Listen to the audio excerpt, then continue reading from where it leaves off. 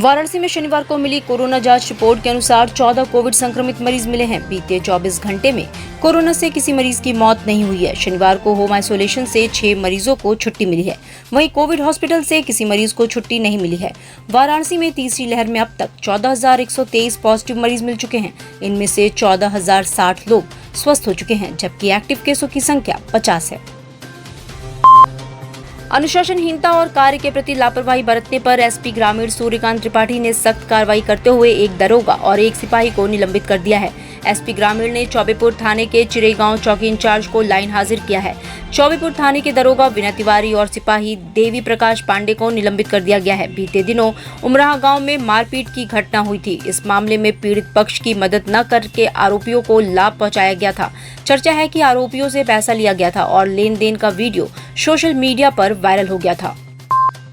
26 व 30 जून को बड़ागांव और चौबेपुर में लूट की घटना को अंजाम देने वाले 7 लुटेरों को बड़ागांव चौबेपुर थाना पुलिस व क्राइम ब्रांच की संयुक्त टीम ने शनिवार को गिरफ्तार करने में बड़ी सफलता हासिल की है। पुलिस ने गिरफ्तार अभियुक्तों के कब्जे से तमंचे व कारतूस और लूट की बाइक व मोबाइल बरामद की है। इस संबंध में बड़ागांव थाना प्रभारी निरीक्षक अश्वनी कुमार चतुर्वेदी ने बताया कि पुलिस ने मुखबिर की सूचना पर अभियुक्तगढ़ रामजग यादव उर्फ जग्गू, सनी यादव, अखिलेश यादव उर्फ गोलू यादव, आयुष यादव, चंदन यादव, विवेक कुमार यादव और अमन सरोज निवासी चौबेपुर को इदियलपुर मोड़ हरुआ के पास से गिरफ्तार किया गया है। पुलिस ने अभियुक्तों के कब्जे से 5 मोटरसाइकिल, 5 मोबाइल फोन, 3 देसी तमंचा व कारतूस बरामद किया है।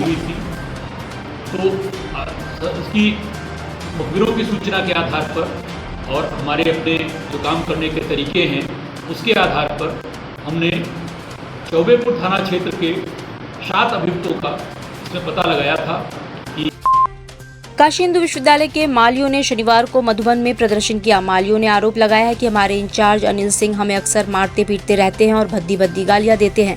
इसके अलावा उन्हें समय से सैलरी भी नहीं मिलती है।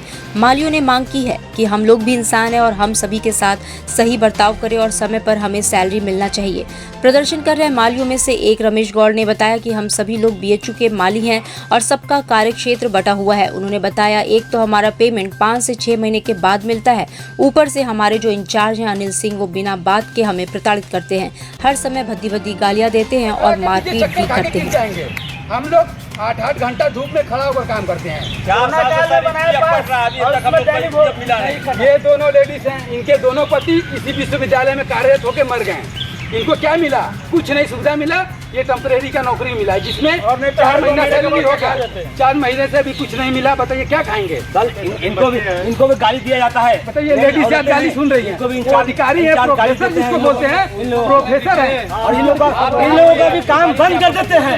2-3 दिन वाले काम बंद। वंदे मातरम समिति ने रुद्राक्ष कन्वेंशन सेंटर पर शनिवार को जापान के पूर्व प्रधानमंत्री शिंजो आबे को रुद्राक्ष की माला से श्रद्धांजलि दी।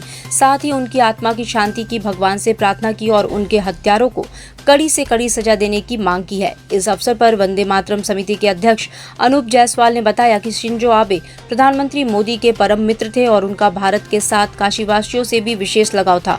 भारत ने अपना एक अभिन्न मित्र खोया है जो हर मुद्दे पर भारत के साथ खड़ा रहा। सबने वाराणसी के रुद्राक्ष सेंटर पर माननीय शिंजो आबे जी, जो माननीय मोदी जी के परम मित्र थे, जापान की एक आतंकवादी घटना में वो मारे गए। उनका भारत से विशेष लगाव था। हम और भारत के साथ साथ काशी वासियों से भी विशेष लगाव था। वो वाराणसी आने पर गंगा आरती भी किए, गंगा पूजन भी किए। दर्शन पूजन के साथ साथ हम काशी वासियों को ये रुद्राक्ष सेंटर भेंट स्वरूप उन्होंने दिया था।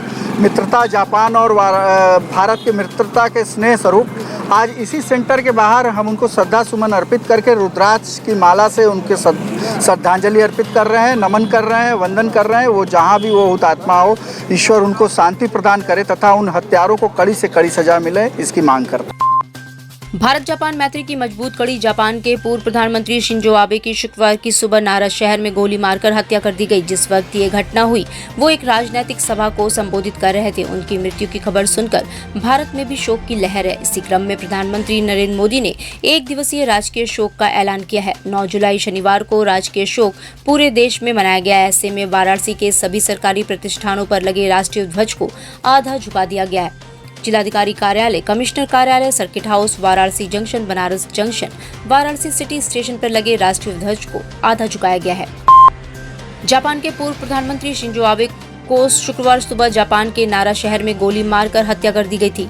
इस घटना के बाद मित्र देश भारत में भी शोक की लहर है। वाराणसी में भी लोग जापान के पूर्व प्रधानमंत्री को श्रद्धांजलि अर्पित कर रहे हैं। इसी क्रम में रुद्राक्ष कन्वेंशन सेंटर में आयोजित अखिल भारतीय शिक्षा समागम के अंतिम दिन राज्यपाल आनंदीबेन पटेल, केंद्रीय मंत्री धर्मेंद्र प्रधान और यूजीसी के चेयरमैन सहित उपस्थित शिक्षाविदों ने श्रद्धांजलि अर्पित की और उनकी आत्मा की शांति के लिए 2 मिनट का मौन भी रखा।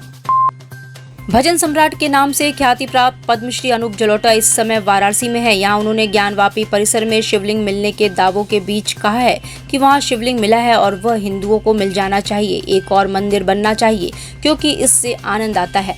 वहीं मां काली का आपत्तिजनक पोस्टर रिलीज करने वाली फिल्म निदेशक लीना को उन्होंने पागल बताया और कहा कि सबसे खराब पागल खाने में उसे रखना चाहिए ताकि वहां वो पोस्टर बनाए और लोग उस पर हंसे। जापान के प्रधानमंत्री शिंजो आबे के निधन पर शोक व्यक्त करते हुए उन्होंने कहा कि ये एक पॉलिटिकल मर्डर है। खाना हो उसमें उसको जगह दिला दीजिए। देखिए, पहली बार उसने जब पोस्टर बनाया तो हमको लगा अपनी फिल्म की पब्लिसिटी के लिए कर रही है, तो लोग करते हैं, बेहूदी करते हैं, चीप सस्ती पब्लिसिटी के लिए, सस्ते प्रचार के लिए। लेकिन जब उसने दोबारा किया तो वो तो पक्का हो गया कि तो पागल है। तो पागल लोग तो इस तरह की हरकतें करते ही रहते हैं, तो उनको पागल खाने में रखो, वो उस तरह के चित्र बनाती रहें और उन्हीं पागलों में बांटती रहें। सब लोग देखेंगे, हंसेंगे, डांस करेंगे उसको। लेकिन टीएमसी की सांसद इसको सही ठहरा रही हैं, खुले मन से वो इसका समर्थन भी कर रही हैं। उसको गलत कह दिए। अरे इसको बिल्कुल समर्थन करना ही नहीं चाहिए, गलत कह दीजिए, वो तो गलत कर रही है। कई मुस्लिम मौलाना जो हैं शिवलिंग को प्राइवेट पार्ट कह के संबोधित कर रहे हैं, इस तरह की चीजें भी कह रहे हैं। तो ऐसे धर्म हम आपको एक बात बताएं, विचलित होना और न विचलित होना ये हमारे ऊपर है। गौतम बुद्ध एक गांव में गए, वहाँ के लोग आ गए, उनको पत्थर फेंकने लगे, गालियाँ देने लगे कि हम तो रामकृष्ण के भक्त हैं, ये हमको क्या सिखाने आ गए। वो चुपचाप बैठे रहे, गालियाँ सुनते रहे, चल दिए। दूसरे दिन सुबह एक भक्त ने पूछा, उसने इतनी आपको गालियाँ दी, आपको बुरा नहीं लगा? उन्होंने कहा मुझे बिल्कुल नहीं लगा, क्योंकि मैंने ली ही नहीं। उसने दी, हमने नहीं ली। तो अपने को ऐसा बनाइए। कब तक हिंदू सहिष्णु रहेगा? नहीं, हिंदू बहुत ताकतवर है, ऐसी बात नहीं है। लेकिन हिंदू में जो एक सहने वाली बात है वो भी तो हिंदू में ही है, तो ये भी तो बहुत बढ़िया। राज्यसभा के लिए दोबारा निर्वाचित होने के बाद श्री काशी विश्वनाथ धाम दर्शन के लिए पहुंचे कांग्रेस के वरिष्ठ नेता प्रमोद तिवारी ने बड़ा बयान दिया। उन्होंने जापान के प्रधानमंत्री की हत्या करने वाले हत्यारे के बारे में बताते हुए प्रधानमंत्री पर कटाक्ष किया कि जिस हत्यारे ने उनकी हत्या की, जिससे मौके से पकड़ा गया है, वह भी जैसे भारत में एक अग्निपथ योजना आई है, ऐसे ही अग्निपथ योजना का निकला हुआ अग्निवीर था। 3 साल उसने नौसेना में कार्य किया था और उसके बाद वह पूरी तरह से बेरोजगार हो गया था। उन्होंने कहा कि मैं समझता हूं इससे सबक सीखेंगे भारतीय जनता पार्टी के प्रधानमंत्री नरेंद्र मोदी जी। वो इस योजना को समाप्त करके जो सेना में पुरानी व्यवस्था लागू करेंगे। ये भी जापान की दुख भरी घटना का संदेश है। एक सवाल बड़ा महत्वपूर्ण है कि जिस हत्यारे ने उनकी हत्या की, जो मौके पर पकड़ा गया है, वो भी यहाँ पे जैसी एक अग्निपथ योजना आई है, ऐसी ही अग्निपथ योजना का निकला हुआ अग्निवीर था।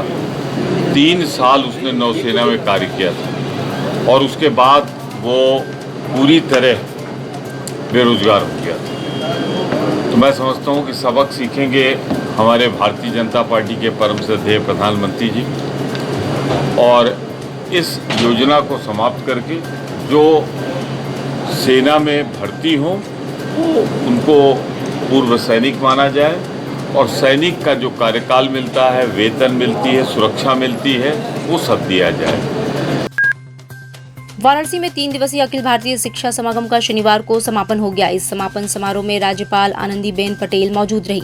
समापन के बाद इस समागम पर केंद्रीय शिक्षा मंत्री धर्मेंद्र प्रधान ने एक प्रेस कॉन्फ्रेंस कर 3 दिन तक चले इस समागम पर प्रकाश डाला। धर्मेंद्र प्रधान ने बताया कि काशी में हुए विश्वविद्यालय शिक्षा समागम में देश के प्रमुख राज्य के 40 विश्वविद्यालयों और डीम्ड यूनिवर्सिटी, प्राइवेट यूनिवर्सिटी, ऐसे 5-6 प्रकार की यूनिवर्सिटी और हायर एजुकेशन 380 इंस्टीट्यूट को आमंत्रित किया गया था, जिसमें 350 जगह से लोग आए और बड़ी सफलता के साथ कार्यक्रम हुआ। उन्होंने कहा कि इस समागम में इस पर चर्चा हुई कि भारत के नौजवानों को अकेले शिक्षा नीति के जरिए नौकरी दिलाने वाली शिक्षा नीति बनाई गई थी, लेकिन अभी हमको 21वीं सदी में 5 ट्रिलियन इकोनॉमी बनानी है और विश्व को नेतृत्व देना है, तो नौजवानों को जॉब सीकर नहीं बल्कि जॉब क्रिएटर बनना होगा। एक ही विषय पे कहें, हमारी पूरा सारे वाइस चांसलर्स की जो लीडरशिप ग्रुप है बैठा, ये तय किया ही देखो हम एक ही विषय देश के सामने रखे, बहुत मेहनत से, बहुत सोच विचार के साथ राष्ट्रीय शिक्षा नीति के नाम पे एक वैचारिक और दार्शनिक फिलोसफी रखा गया है। उसकी एक ही उपक्रम है, ये सारा व्यवस्था विद्यार्थियों के लिए शिक्षकों के द्वारा गुरु शिष्य परंपरा के आधार पे किया जाएगा। यही बनारस डिक्लेरेशन है। चलिए, थैंक यू। डिजिटल इंडिया का digital new platform live VNS पिछले 7 वर्षों से बनारस की सेवा में। पाइए बनारस के कोने कोने की खबर निष्पक्षता के साथ लाइव VNS से। बनारस की ताज़ा तरीन खबरों के लिए प्ले स्टोर से डाउनलोड कीजिए लाइव VNS ऐप या फॉलो कीजिए लाइव VNS को सोशल मीडिया पर।